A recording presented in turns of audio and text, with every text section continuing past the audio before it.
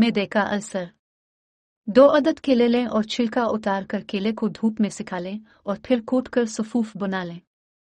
खाली पेट आधा चाय का चम्मच पानी के साथ 4 दिन तक खाएं, अफाका होगा। एलर्जी का खात्मा।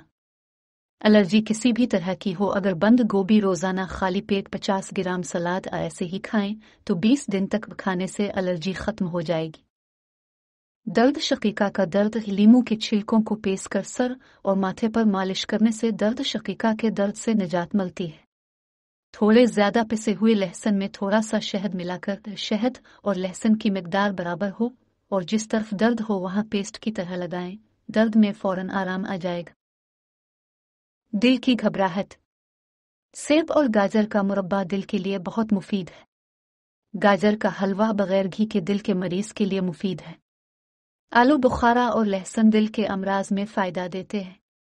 अमरूद खाने से दिल के अमराज जैसा कि घबराहट खत्म हो जाती है। निहार मुन सेब दूध के साथ खाने से दिल के अमराज में अफाका होता है। बेख्वाबी। अगर नींद ना आ रही हो तो एक सुर्ख सा टमाटर लें, उसको कूट कर चीनी छिड़क कर खाने से बेख्वाबी दूर हो जाती है। अगर नींद ना आने की शिकायत हो तो सोने से पहले प्याज खाएं सलाद या किसी और खाने में। फ्रूट चाट खाने से भी नींद ना आने की शिकायत दूर होती है।